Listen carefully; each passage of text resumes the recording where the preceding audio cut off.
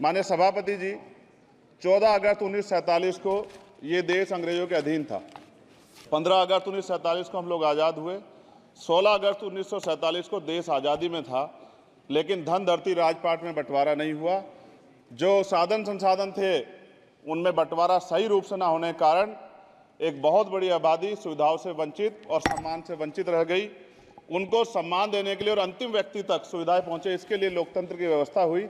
लेकिन आज़ादी के 70 साल बाद भी हम कहाँ खड़े हैं, इस पर ये चिंता का विषय है।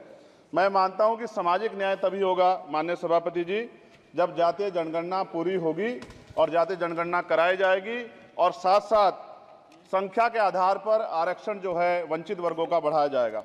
उसके साथ साथ जब राष्ट्रपति जी अभिभाषण पर बात रख रही थी तो उन्होंने शहरी और ग्रामीण क्षेत्रों के विकास की बात कही और ये भी कहा कि दुनिया में सबसे उत्तम शहर हमारे यहाँ बने। लेकिन माननीय सभापति जी, 70% आबादी तो गांव में निवास करती है, तो गांव की आबादी के बारे में भी सोचना होगा कि उनका जीवन कैसे बदले। माननीय सभापति जी, उच्च शैक्षणिक संस्थानों में बहुजन समाज के जो छात्र हैं उनके साथ कास्ट एट्रोसिटी हो रही है, निरंतर उनकी हत्या हो रही है। साथ साथ जो सरकारी कर्मचारी हैं दफ्तरों में, उनके साथ भी जो SC ST OBC और मुस्लिम और अन्य धार्मिक अल्पसंख्यक उनके साथ भी माननीय सभापति जी जातिगत और धार्मिक जो है शोषण किया जा रहा है। इसलिए मेरी मांग भी है कि पुरानी पेंशन को भी अध्यक्ष जी बहाल किया जाए। जो कर्मचारी देश की सेवा में लगे हैं उनका भी सम्मान होना चाहिए। साथ साथ सभापति जी, भाजपा ने चुनावी लाभ के लिए सबका साथ सबका विकास के नारे दिए जो खोखले हैं, क्योंकि 10 साल में दलित, पिछड़े, आदिवासी, मुस्लिम और अन्य धार्मिक अल्पसंख्यक जो अत्याचार हुए हैं वो किससे छिपे हुए नहीं हैं। ये गलत है, ये बंद होना चाहिए। सभापति महोदय जी, महामहिम राष्ट्रपति जी के अभिभाषण में निजी क्षेत्रों में SC ST OBC को रिजर्वेशन देने का कोई उल्लेख नहीं हुआ है, जो कि आज चर्चा का विषय, क्योंकि 98% प्राइवेट सेक्टर है, 2% सरकारी सेक्टर है, तो 98% प्राइवेट सेक्टर में भी हमारी हिस्सेदारी की बात होनी चाहिए।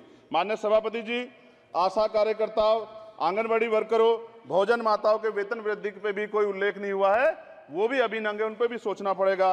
माननीय सभापति जी, जिस क्षेत्र से मैं चुन के आऊँ नगीना से, वो बहुत पिछड़ा क्षेत्र है। उस क्षेत्र में कोई विशेष आर्थिक पैकेज नहीं दिया गया, रोजगार की सेवाएं नहीं है, नौजवान पलायन करता है। IIT, IIM, एम्स, केंद्रीय विद्यालय आदि शिक्षा में और चिकित्सा संस्थानों की स्थापना होनी चाहिए, जो कि नहीं है। और माननीय सभापति जी, मानसून सत्र आ गया है, मेरा क्षेत्र बाढ़ से बहुत प्रभावित है, इसलिए मैं आपसे आग्रह करूंगा कि वहां के लोगों को बाढ़ से निजात दिलाई जाए। माननीय सभापति जी, चीन हमें आंख दिखा रहा है और लगातार हमारे देश की सीमाओं में घुसपैठ कर रहा है, इसलिए अग्निवीर योजना को हटाकर पुनः सेना भर्ती शुरू की जाए और साथ साथ भारत की सबसे प्राचीन व बहादुर रेजिमेंट में से एक चमार रेजिमेंट को पुनः बहाल करा जाए, ऐसा भी मेरा आपसे आग्रह है। माननीय सभापति जी, पिछले सारे प्रधानमंत्रियों ने मिलकर जितना कर्ज लिया है उससे दुगना कर्ज हमारे वर्तमान के प्रधानमंत्री जी ने लिया है। किसान अगर अपना कर्ज माफ कराने के लिए जाता है तो लाठी झेलनी पड़ती है, जबकि सरकार ने धन्ना सेठों का 15 लाख करोड़ रुपया माफ किया है। इस ओर हमें ध्यान देना पड़ेगा, हमारी आने वाली पीढ़ियों को ये कर्ज चुकाना पड़ेगा। माननीय सभापति महोदय जी, किसानों को MSP की लीगल गारंटी तथा किसानों का कर्ज माफ होना चाहिए।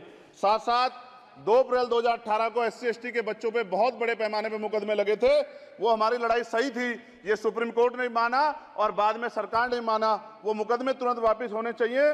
माननीय सभापति जी, प्रेस जो है उस पर भी शिकंजा कसा जा रहा है, जो पत्रकार सरकार के खिलाफ बोलता है नौकरी से हाथ धोना पड़ता है, और सोशल मीडिया हमारा हथियार है, उस पर तरह तरह के प्रतिबंध लगाए जा रहे हैं और विरोध करने वालों को सोशल मीडिया हैंडल भी सस्पेंड करा दिए जा रहे हैं।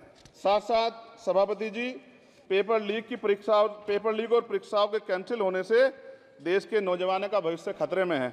नीट, यूपी सिपाही भर्ती सभापति जी और 29,000 शिक्षक भर्ती में आरक्षण घोटाला हुआ है, कोई पूछने वाला नहीं, खून के आंसू रो रहे हैं बच्चे, बेरोजगारी का दंश युवा झेल रहे हैं।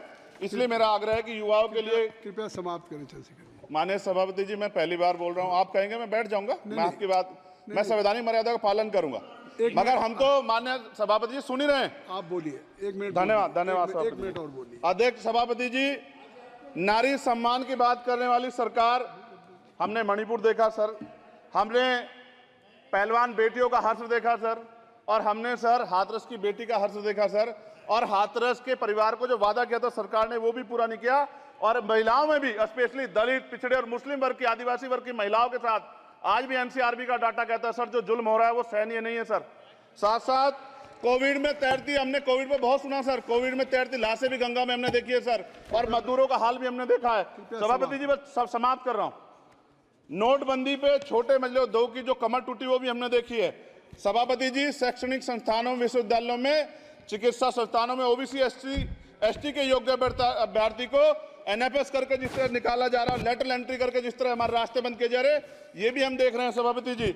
साथ साथ मेरा ये कहना है सर, ये सबका इशू है कि प्राइवेट कर्मचारी सर और सरकारी भी कई जगह पे 8 से ज्यादा घंटों से काम करते हैं और उनको जो सर उचित वेतन भी नहीं मिलता, तो न्यूनतम वेतन 20,000 रुपए तय हो और 24 घंटे की ड्यूटी। उदाहरण के तौर पे यूपी पुलिस सर बहुत पूरा काम करते हैं वो लोग। वो राज्य के विषय हैं, आप यहाँ सर मैं आपके राज्य सरकार के लिए भी आपके संज्ञान में डाल रहा हूँ विषय सर। पुलिस सब जगह है सर, लेकिन सवाल ये है सर, बहुत पसीना बातें हैं, 8 घंटे की ड्यूटी और वेतन विसंगति, वोटर स्कीम से उनको जो बाहर किया जाए। माननीय सभापति जी, 1 मिनट चाहिए सभापति जी। राष्ट्रपति जी ने धर्म के बारे में बात की थी। राम मंदिर से पहले हमारे गुरुघर तुगलकाबाद का फैसला आया था राष्ट्रपति जी, वो सभापति जी अभी तक दिल्ली में स्थित सदगुरु रविदास जी महाराज का गुरुघर नहीं बना। साथ साथ सभापति जी, अपनी बात को खत्म करते हुए मैं आपसे कहना चाहता हूं कि जितना देश दूसरों का है सर, इतना हमारा भी है। हम मरने के लिए पैदा नहीं हुए, जो चाहता है हमारी हत्या कर देता है। मूछें रखने पे, घोड़ी पे बैठने पे, मटकी छूने पे हमारी हत्या हो रही है। क्या बदला है सर 70 साल बाद भी?